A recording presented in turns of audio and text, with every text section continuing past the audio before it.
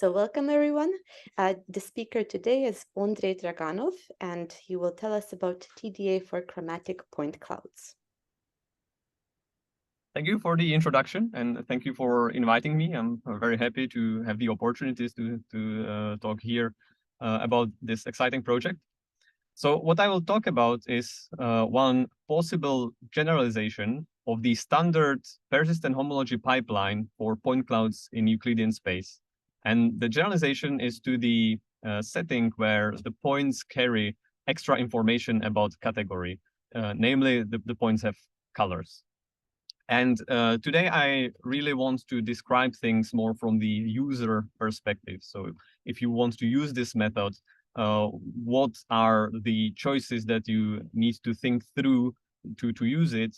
What are the different persistent diagrams that you will be getting? What are the meanings of the different features and how to connect them back to the point clouds that you are feeding? The motivation for this project comes from spatial biology and medicine, where people have this type of data where you detect positions of cells, but you also know something about their type. And it's very important to understand the spatial interactions of the different cells. So the question is, can we extract some meaningful features that capture this spatial interaction? And this really looks like a problem for topological data analysis. And this is how we started to think about this problem. So to be on the same page, when I say standard persistent homology, I mean this construction where we replace points in a point cloud in Euclidean space by growing disks, which gives us filtration of a topological space. Then we apply a homology functor with field coefficients, and then decomposing this chain of vector spaces into intervals, we get a barcode. And what's really beautiful about this standard pipeline is that when we look at the final result, the barcode, and we look at the important bars, the long bars, so here I'm showing bars of dimension 1, so they should represent loops. We can really go back to the point cloud and see that, okay, the first one is there because there is this small loop, and this is when it's born, and and this is when it dies, and the bigger one is there because there is this bigger loop, and here it's born, and here it dies. And so for two colors, I want to start with some clear intuition like this. What is the equivalent of we are looking for loops when we have more colors? So what can we intuitively describe as some interaction of two colors? Here I set up a point cloud where I colored points in these three analy blue and everything else is orange. And you can immediately see that these three blue loops are qualitatively different. Namely, one of them is empty, one is filled by orange points, and one is kind of half filled by orange points. So can we capture this? Can we capture blue loops that are filled by orange points? And the answer is yes, we can, and I will show you how. But let's first look at what we could do with just the standard monochromatic analysis. We could look at all the points without the colors, and here the bars I'm showing are dimension 1 bars, so loops. Then we can look at the diagram for only blue points and the diagram for only orange points. And now you can look at this and ponder whether you see the blue loops filled by orange points. And surely you can say something. There are three big blue bars. Now, if the bar is filled, then it should not show up in all. So you could subtract the bars that you see in all, but then you could have something in all that's there because it's in orange. So you might not subtract those. So you go back and forth like this, and you know it's a bit fuzzy of like what you really see. If you didn't see the picture on the left, then I think you would have difficulty saying whether there is a blue loop filled by orange points or not. What the colorful analysis can give you is this very clear signal: one big bar, one smaller bar. Now, before we get to why I call this kernel and what it is really formally, I want to say what these features really are by the definition using growing disks. So similarly as in the uncolored setting, we can grow disks around the points, but now we grow blue disks from blue points and orange disks from orange points. And what we study is the inclusion of the blue space to the union of all the disks. Now, the definition of the feature in this diagram is that there exists a loop that is completely in the blue space, which at the same time can be contracted when we use both blue and orange space. So you see that at this time, we already have the 3 blue loops. And look now at the bottom one. There is still some white space inside, so we can't contract it yet. And at this point, we can.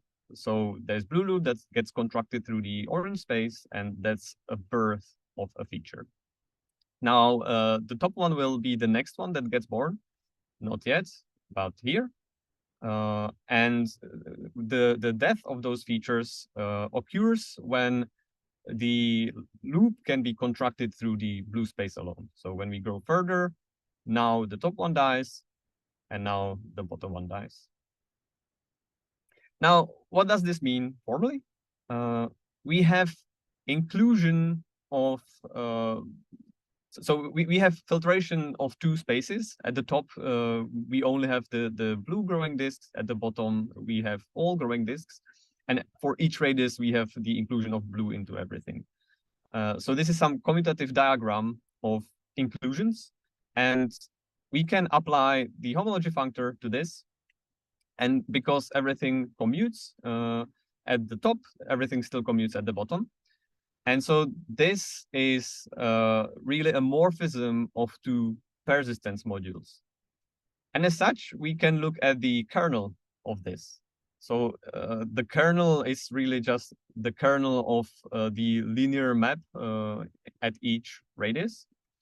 And the chain of the kernels is chain of vector spaces. So the algebra still works. We can decompose this into intervals, and this is what gives us the barcode, the persistence diagram. Now, of course, apart from kernel, we can do the same thing and look at the image or the co-kernel.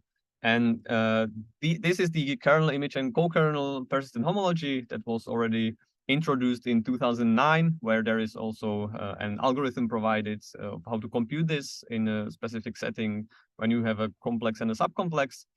And so what we do now is apply this to the point clouds, where the main thing that you need extra from this is a right kind of discretization, which I will get to later.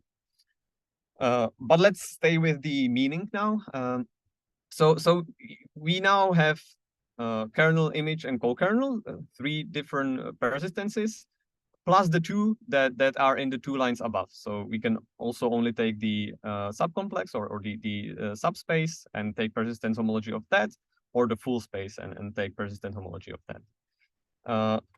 And we add 1 extra one, which gets us to a 6-pack of persistent diagrams. And this is something that I want to describe now. What does each of those diagrams means? Why is it there? What are the persistent features? Now, let's put the relative aside for now and look at the other 5. The subcomplex, the subspace, this is the persistent homology of just the blue space. That's very clear.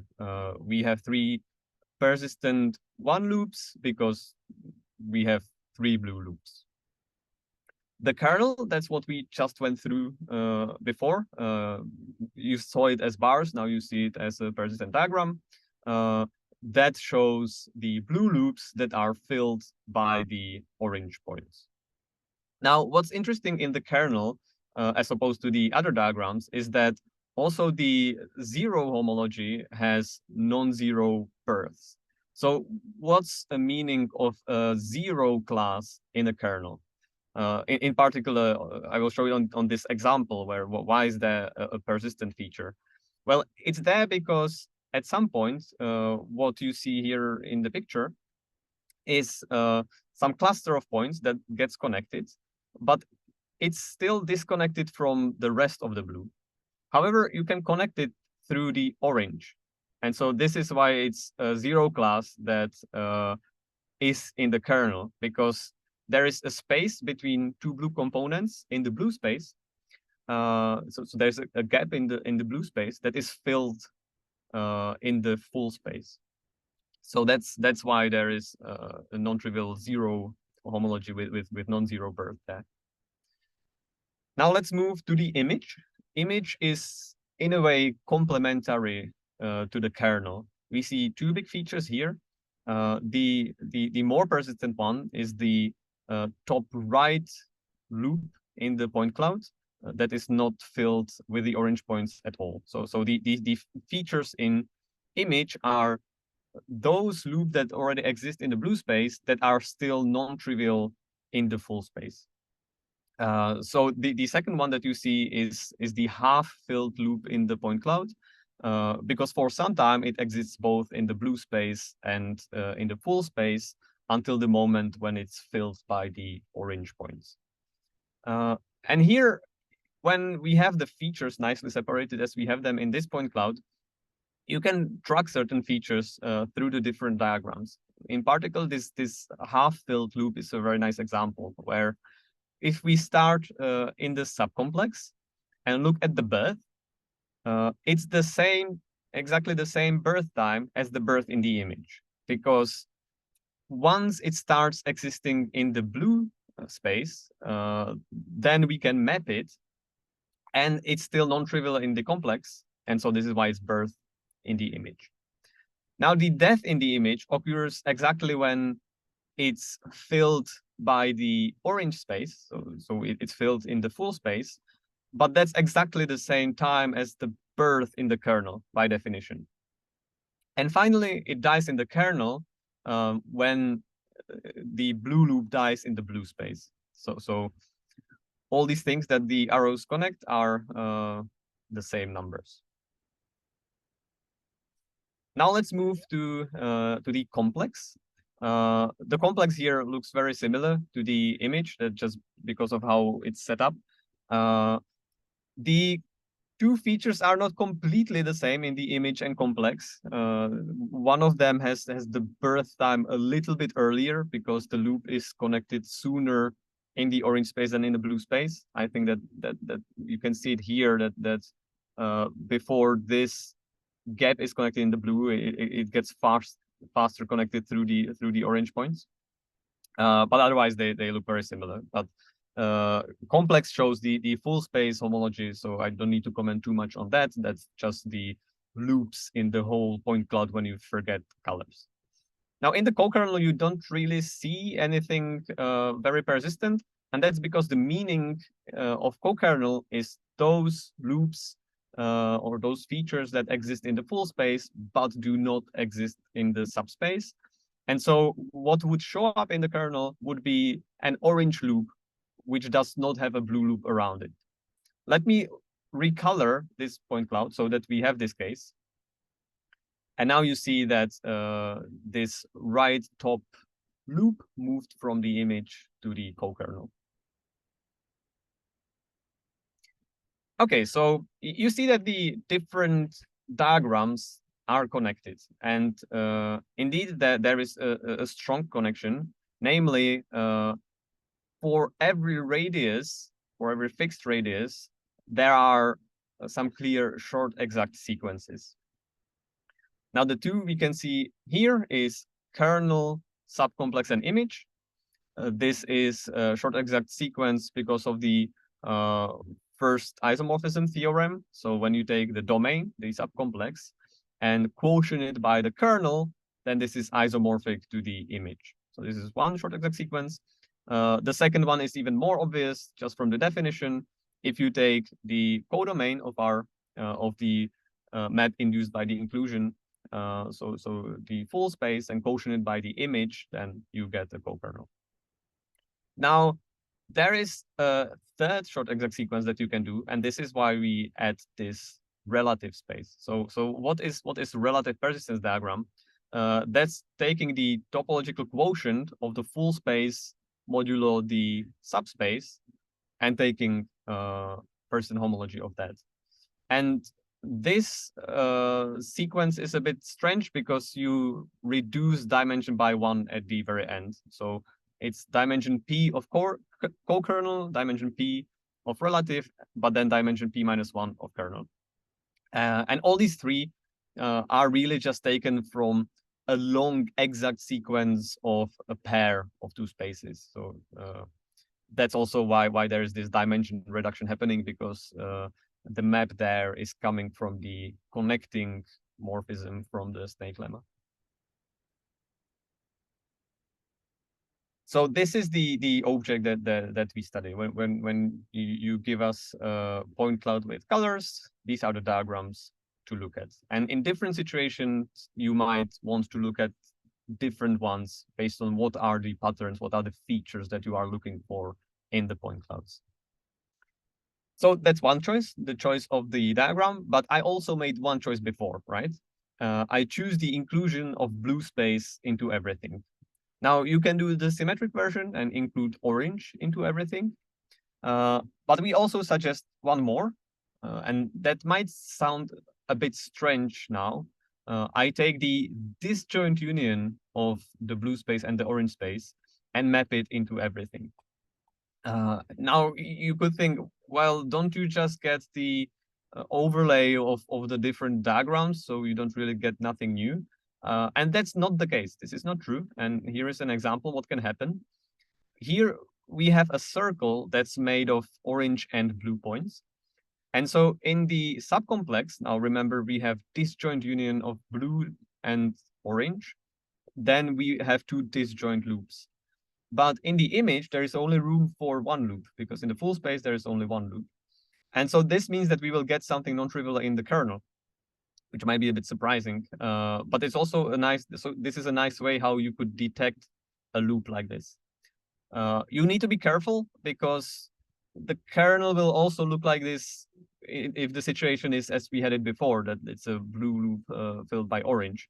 But you see that the image and the subcomplex are different. So let me switch back and forth a bit so that you can see the difference. So one needs to be a bit careful, but it's certainly also a meaningful option.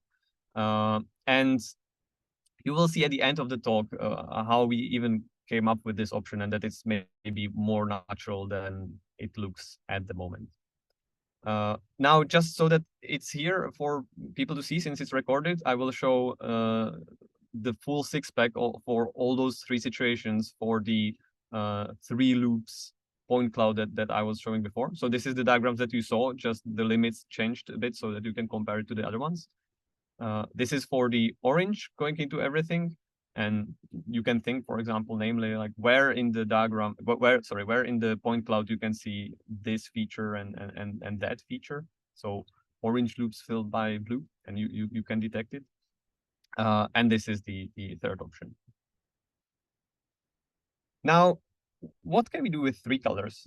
So I had one space going into another space. So that seems like there's not much room for three colors, right? So if I sprinkle more points here, what's firstly even the question that you could ask now? And so again, an intuitive question you could ask is the blue loops that are filled by both orange and green. So I don't want to see the bottom one or the right one. I only want to see the left one. Now, I will show. I am showing here one diagram where you can see this. And right now, I will not go into what kind of diagram this is. There is a bit funky inclusion map. That's this strange code at the top, the bi/mono into all/mono. This will become clear at the end of the talk what this means. But I just want to show that there is a diagram that you can look at that actually detects this. And here is one more where you can also detect it. This is a bit different inclusion. Again, not meaningful at the moment, but will be clear at the end. And you can see this as a two class. Actually, in both of those, you see it as a two class rather than one class, which is also something that feels a bit strange, but that's how it is. But here I also want to show one more thing, and that's that the intuitive question at the top is a bit undefined, because there are different ways how you can fill a loop with two colors. Here I have it sort of half and half, but now I recolor it so that it's more mixed. And you see that those two diagrams changed in a different way. The bottom one got this feature more persistent, while the top one got this feature less persistent. So each of those two diagrams actually shows a different sort of filling in this loop. Okay, so let's move to the computation. What are we really doing there? What's the discretization and what are the algorithms? It's really generalizing the standard setting. So let's quickly go through what we do there. In the standard setting where we have no colors in the point clouds, we discretize the situation, extract boundary matrices, reduce those matrices, and extract the barcode from this. And the discretization for this particular analysis is using the alpha complexes. Those we get by computing the Delaunay complex of the point cloud and then computing a radius function. And then we filter Delaunay complex by the radius function. And that's actually the chain of topological spaces that we get, these subcomplexes of a Delaunay complex. And this is very much the same in the colorful analysis, just the discretization is a bit different, and the matrices that we get are a bit different, and there is more of them. So the two things that we combine here is the algorithms to compute the persistent homology. So the original one is from 2009. Now recently Ulrich Bauer has some efficiency improvements to this. And the discretization that I want to talk about now is the chromatic alpha complex, which was originally defined for two colors as coupled alpha complex by Rani and Bobrovsky. And then we generalized it to any number of colors and combine it with the image kernel cokernel for point clouds. And this gets us to the analysis I'm talking about. So let's now go through this process of what is the chromatic complex. And it's important to understand it first to get some intuition about the efficiency of the code or complexity, and second to understand these different inclusions that you can choose to produce a six-pack, especially when you have more than two colors. So why do we need even some better discretization than before? That's because now we don't only want to represent a single complex, but a map. So the geometric part is some blue space into some larger space. We want to have the same on the discretization part. We want to have a subcomplex going into the full complex, reflecting the situation, so that we can really study the inclusion on the right rather than the inclusion on the left. And now to this chromatic alpha complex, the construction is really generalizing the standard construction. So let me first quickly go through that so you can see the analogies. So when we have no colors, we can first construct the alpha complex, and the alpha complex has a simplex in it if and only if there exists an empty sphere passing through its vertices. Empty means that there are no other points of the point cloud inside of the sphere. Now, for a triangle, there is a unique circumcircle in a plane. If we are looking, say, at this edge, then we have some freedom. Namely, we can take any center on this Voronoi edge, and this gives us some empty circle passing through those points. And then, right, this one. And then if we optimize, so we take the one with the smallest radius, this one, this is the radius that we give to this edge in the Delaunay complex. So radius of a simplex is the smallest radius of its empty sphere. And then alpha complex is all those simplices in the Delaunay complex with radius at most this. Now for the chromatic, we replace, we add colors, and we replace the empty spheres with something we call empty stacks. We will have one sphere for each color. So let's go more carefully through what the stacks are. A stack is a tuple of concentric spheres, one for each color. Also, they can have also radius 0. We say it's empty if the inside of each of those spheres is empty of its own color. So namely, this stack that I'm showing now is empty, even though you see that there is these orange points inside, say, the blue circle.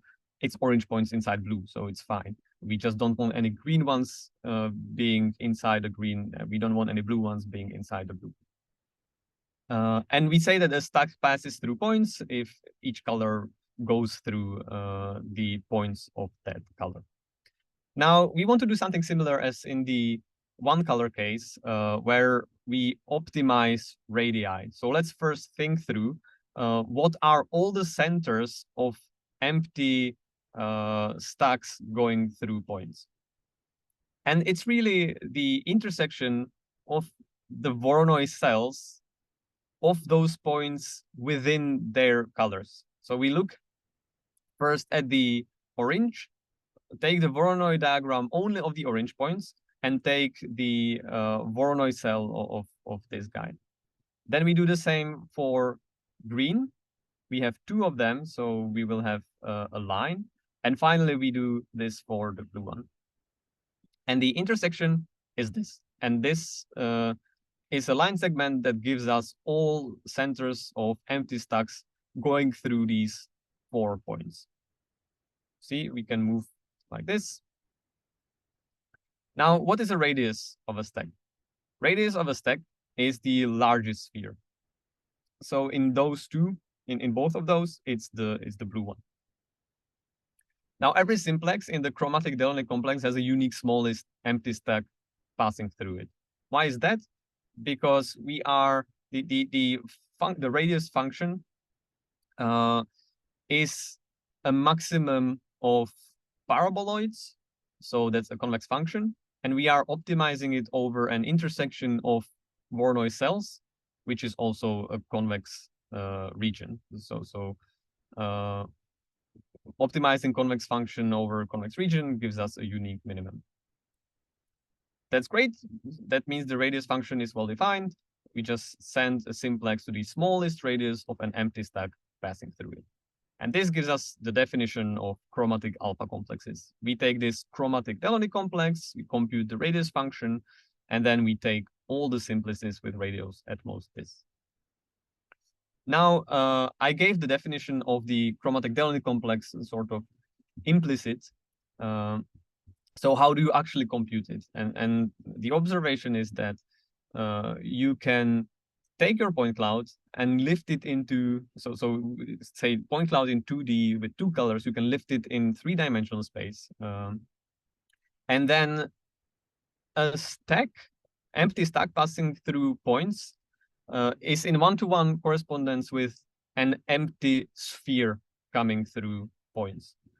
So I think you can see nicely from this picture that concentric circles that touch the 2 planes in which we lifted the points are in 1-to-1 correspondence with spheres.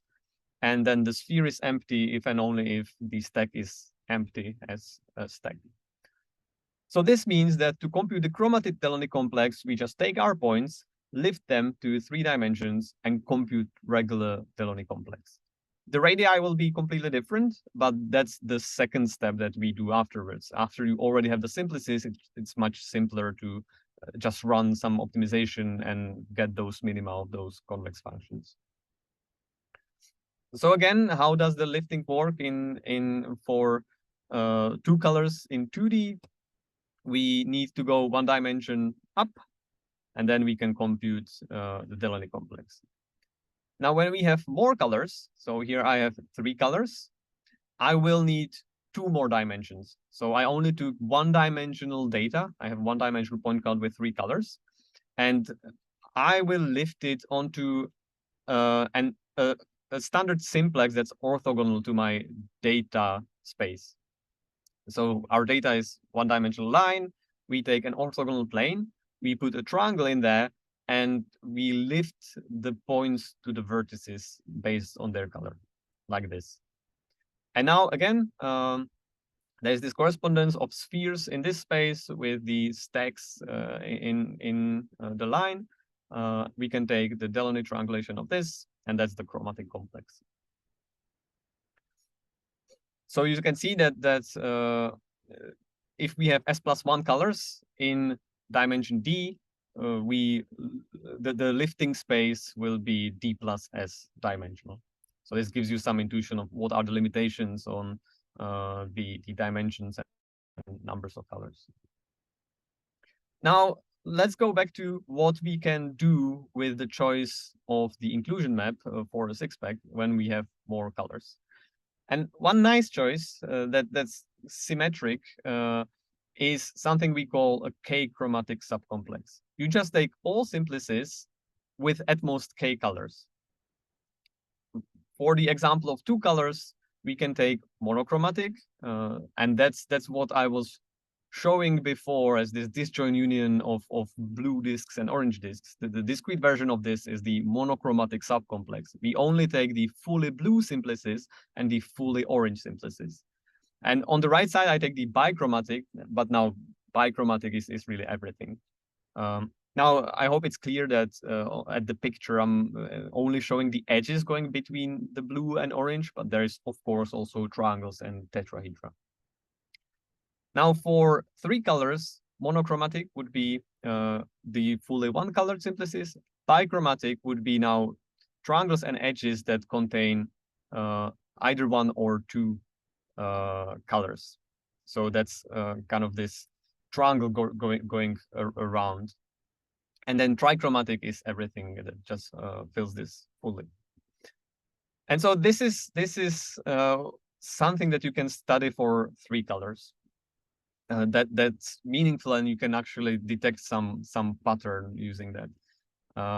So we have three options because we have three spaces. So we can go monochromatic into everything, or bichromatic into everything, or monochromatic into bichromatic. And one extra thing you can do is also going relative. So you go bichromatic modulo monochromatic into everything modulo monochromatic. And so this relative was one of the diagrams I showed before. And then the complex for bichromatic was the other diagram that I was showing before. Now, this also shows you that this gets quite complicated when you have more than three colors, and that's definitely a part of a question of what can you really do? Is there still something meaningful that you can detect? And I think that that's part of what's open in this. But we think that even these options for three colors really have a potential to be useful, and it's worth exploring and trying to use it on data and see whether we get something more than what we could get till now. Now, finally, I would like to advertise that we have an implementation of this. I put it to PyPy, so now you can just go Python pip install Chromatic TDA. And below you see how to use it, and I will give you a short demo now where I will detail more what you need to do to get the diagrams. Okay, so let's look at that. So first, I will import the package as just Chrome. I will load some data. Now, what's data for me? That's a bunch of points. Here, I just have pairs of numbers, and labels. I have numbers 1 and 0. You can have anything as the labels. You could have it as strings, blue and orange, or whatever you like. And then, right, the point cloud that we have, just so that you see, it's the one that I was using during the talk. And now, how to get to the bars is in two steps. So there is a class chromatic alpha complex that you initialize by feeding it points and labels. And this computes the chromatic alpha complex. So it computes the chromatic Delaunay and it computes the filtration. And then you have the choice of what pair of simplicial complexes you want to take from this. So that's the second step, where from this object that we computed in the first step, we can say get simplicial complex, and we can define the subcomplex. Now here, when the labels are just numbers between 0 and 9, we can give it by a string like this, and I will show later more about what we can do more generally. But here, what I mean is we will study the inclusion of the 0 space, that's the blue, into everything. Now we can just plot 6-pack very easily. So directly in the package, there is a method plot 6-pack. You can feed it directly the complex, and it will extract the bars from this. And then I'm using pyplot, so we can just show it. And this is the 6-pack. You can also first extract the 6-pack. So we can go bars 6-pack. And what we get is a dictionary where for each group we have another dictionary where for each dimension we have a list of bars. And so if I input this 6-packs in here instead, I will get the same result.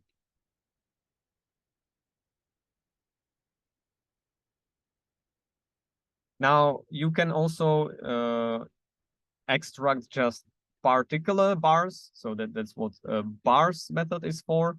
Here, when I just say kernel, I get just a kernel like this. I can also define just a single dimension. So maybe I want just kernel dimension 1, and I will get directly just the list of those bars.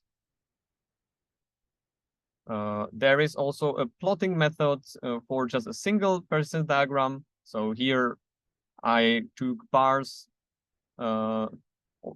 as just the full kernel. I can plot this, and I will just get a single diagram.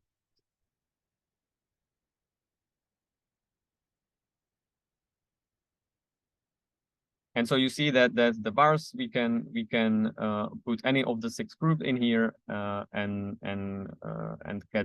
get the bars for it. Now, if you don't like dictionaries like this, you can also say return as, so dictionary like this is the default, but you can also say list, and then you have this format where you have a list of tuples where each tuple has first the dimension and then the bar. So we have 0, 0, zeros, and then at the end there are ones. So what can you do with this? You can readily input this in any sort of vectorization that you like, and push it down any pipeline that you would with the standard persistence diagrams that you are used to work with. So here I just set up the persistent imager from Persim. And one nice thing that you can also do with the code is extract several diagrams at once. And that's what I'm doing here. From the simplest complex, I can say diagram list. And what I input there, I will show you a bit better. It's a list of pairs where each pair says a group and a dimension. And now what the code does is it goes through this and in the same order outputs the diagrams defined by this. So now in diagrams, there is a list of 3 diagrams. And now I use the persistence imager to transform those diagrams into images. And we can also use the Persim to show the images, and you have vectors that you can work further with. Let's just visually check back. So what did I take? Subcomplex 1, image 1, complex 1. So going back to the 6-pack, I took these 3 diagrams and I took the dimension 1. And you can see that that it's really this. Now remember that when you take persistent images, you skew it so that as the y-axis there is persistence and not depth, so that's why it looks a little bit different. Now let's look at 3 colors. again, I take the example from the talk, and now mainly I want to show you how to define these different pairs of simple complexes. So again, I compute the chromatic alpha complex first with points and labels, and then I get simple complex, and there are three things that I can fill in. The subcomplex, that's the subspace, and the complex is the full space, and then relative. Now, I can say I can use the names that were there in the talk. So I can say bichromatic into all modulo monochromatic. And if I look at the six pack of this,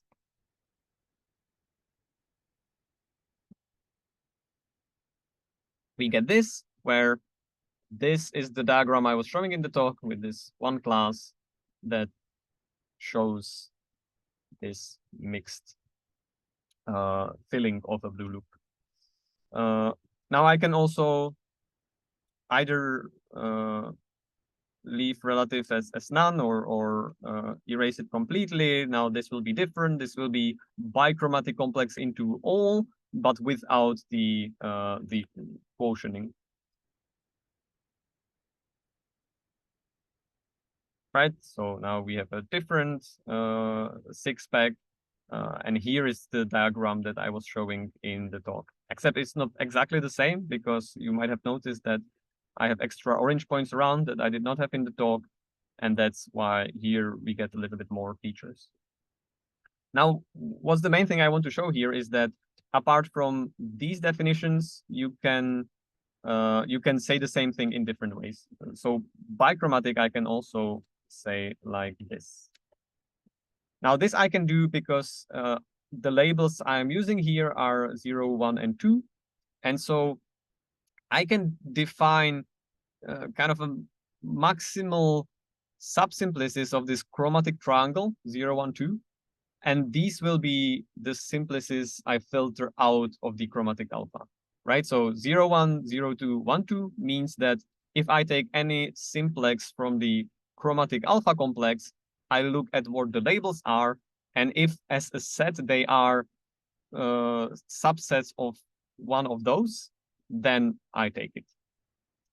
So this also shows you that you can do something more than just the k-chromatic complexes, right? I could also do something like this, and that's some completely new, different pair of a subcomplex and complex. And whether it's meaningful, that's a question, but it's definitely something worth thinking about.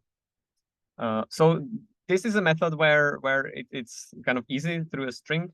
In general, that you need to do when your labels have very different names, it would be tuple of tuples. So again, the same thing. I could just input like this. Right, and now you see that instead of 0, 1, and 2, if my labels were different labels, I could use some words or whatever my labels are. But even if the labels are different, these words as all or monochromatic, bichromatic, trichromatic, or in general, you could also say if there were that many colors, and the code will understand.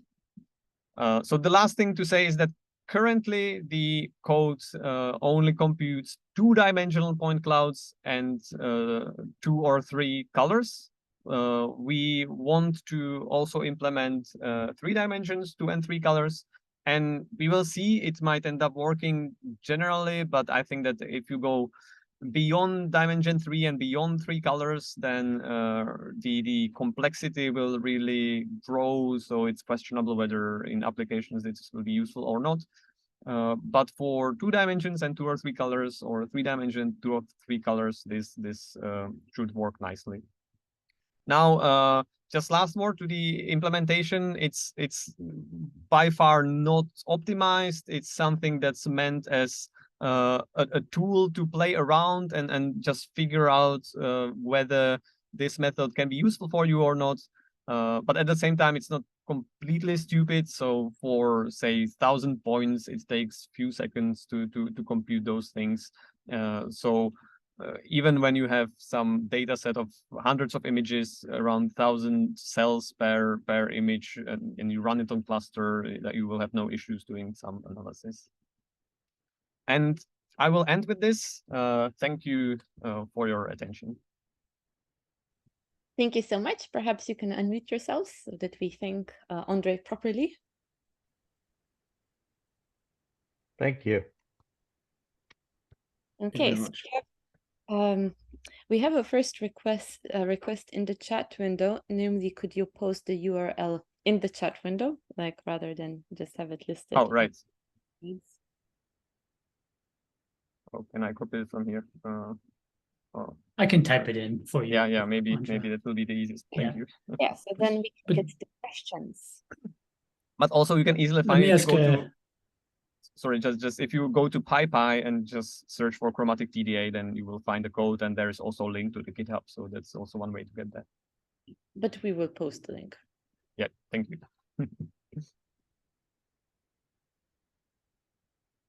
Questions, please.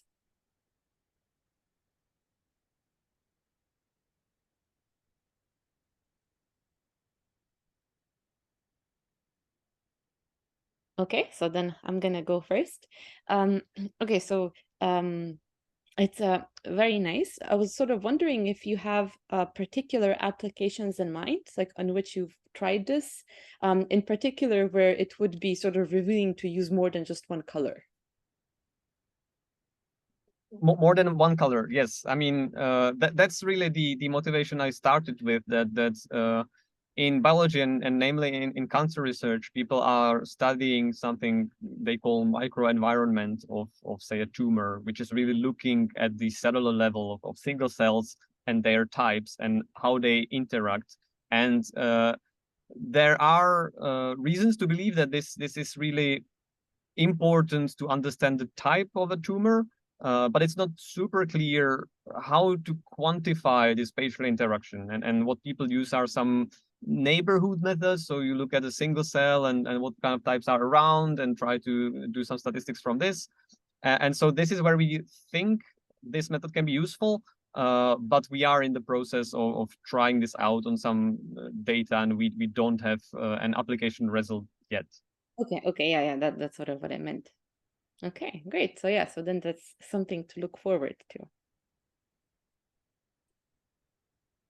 Okay, other questions? Hello. Sorry, I have a small question, please. Go ahead. Okay. First of all, thank you for the talk. It was really clear and interesting. For the implementation of Vietoris-Rips complex, is it available or not yet? And what is better to do the chromatic complex with the alpha complex or Vietoris-Rips? Right. So this is a good question of like a RIPS versus alpha complexes. I think is like something to discuss. It's slightly different, and I think part of the question is if you do this kind of thing with Vietoris-Rips, which you can directly just apply image kernel co-kernel persistence to Vietoris-Rips of a subset of point into Vietoris-Rips of all the points. The question is, how well does this approximate the alpha complex filtration, the chromatic alpha complex filtration? So we know that for the monochromatic case, there are these multiplicative bounds for radii of RIPS containing the Czech complex or the Delaunay or the alpha complex. Yes. But even for monochromatic, you know that if you grow the radius further, then there can be weird things happening. I mean, Henry can talk about the circle and Vietoris-Rips of that, and that you get like crazy high dimensional objects that just don't live in the actual data when you are looking at alpha complexes. So I'm not actually sure what exactly you get for when you go to the kernel and image and co-kernel with like approximation results of this. But so that's also one thing why the code for alpha complexes can be useful to just play around with the analysis on Vietorist RIPS, which I think that Ulrich Bauer implemented the image persistence in RIPS. So you can compare that with image persistence for the chromatic alpha complex that we have. I think that he does not have the implementation of the other ones yet there. I would expect it might be coming. I'm not sure there. So what's better to use? It's a question, right? Ripser will be probably faster once it's all there. What our code does with the chromatic alpha, I think what's really important is this intuitive description. So what I was describing in this talk, that you can go back to your point cloud and really pin down why are there these or those bars in this and that diagram. And that's really what we try to advertise here, that it's important when you want to sell this method to people outside of our community, and you show them some bars and they say, oh, okay, maybe it works, right? I can distinguish something when I plug some vectorization and some machine learning at the end, but then why does it work? And we can go back and say why it works, right? You have these features here because in the point clouds you have this and that, and that's, I think, easier to do with the chromatic alpha than with the RIPS filtrations. Okay, thank you. I have a question, if I can go. Mm-hmm. So what you're doing here is about having a point cloud where the points have these color labels. Yes. Right. And now, what if we're in a slightly different situation where we have, rather than something like a grayscale image, we have something like a colored image. Maybe we have 2 or 3 color channels, an RG or RGB image. Is there something you can do in that situation? I mean, out of the top of my head, I'm not sure what would be a meaningful thing to do with that, because you have 3 different filtrations rather than 3 different types of points, right? You have the 3 channels. Yeah. And so I think there would be different ways how to construct complexes onto which you would then apply, image kernel, co-kernel. But it's really a different question from, I think it's mainly a question to how to use image kernel and co-kernel persistence, which surely you can in more abstract settings. Our focus is really on the point clouds because we think that it has a very nice interpretation, and that's what we think is the usefulness of it. So yeah, I mean, I don't know what I would do with colorful images. I agree, it's an interesting question, but I don't have a good answer, I think. Yeah, I mean, I can imagine with some of the cancer data sets, you have an image where you applied a dye, and maybe the immune cells are going to show up as red, and some other kind of cells are showing up as blue, and so you have a 2-color channel image. For sure, this is type of data that like also need analyzing. What we see this method to like where we see this method to go in is after you already process this somehow, right? So you use all these like fluorescence methods to just learn something about the cells, and then you extract this information, abstract to a point cloud with colors, and then you can apply this. So I agree that, but it's just a different question. Yes. Ondřej, could I ask a follow-up question? So let's say there's only 2 channels, like red and blue, right? Or yellow and blue, since those are the colors you used, yellow and blue. I mean, some things you described as like the union of the blue balls versus the union of the yellow balls, right? Sometimes couldn't the union of the yellow balls or the union of the red ball, or the blue balls, couldn't that be replaced with a sublevel set of the yellow channel and a sublevel set of the blue channel? So you mean you would take the yellow image and the blue image, those 2 filtrations, and put it into, say, the sum or the maximum, or maybe, yeah, you need to build a complex such that this is exactly what I was thinking. Complex, right? Yeah. Cubical complex. Yeah. I mean, sure. If you take cubic complexes and you filter them in 3 different ways, one would be just the blue image, one would be just the yellow image, and the third one you somehow combine them. And now I think there are different options.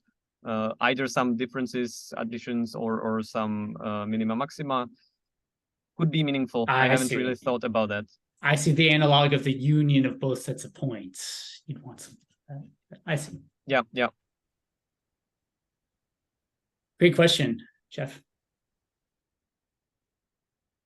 Okay, so just to clarify, there seems to be a little bit of uncertainty about whether Chromatic TDA on GitHub is public or not.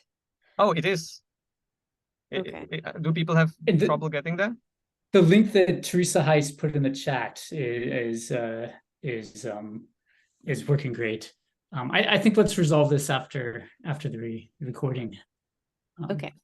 Yeah, I will make sure that it is public, but I remember making it public, so I will double check after the talk. Ondřej, I wanted to ask a question about the disjoint union option. Yeah. How does that relate to zigzag persistence? You know, from this disjoint union option, could you recover zigzag persistence or vice versa? I mean, like you have the two, instead of taking the disjoint union included into X, you have either space. So in what way do you imagine this being similar now?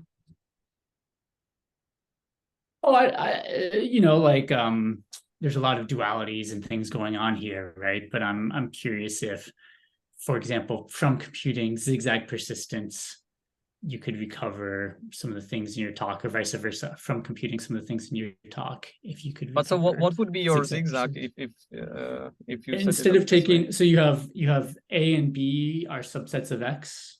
Yeah. Instead of looking at the disjoint union of A and B included into X, you have a zigzag, which is A includes into X and B includes into X. And then you get a zigzag barcode. Yeah, I mean, I don't know. I haven't thought about this. I mean, surely there is some relation. I think that I'm not sure, but I think that the coupled alpha complexes originally coming up with this discretization, like we're thinking about zigzag and you know how you can compute things easily. So I think there is a relation, but yeah, I haven't thought it through enough. I haven't worked really enough with zigzag to have the intuition to answer quickly. Thank you. Okay, do we have more questions for Ondřej?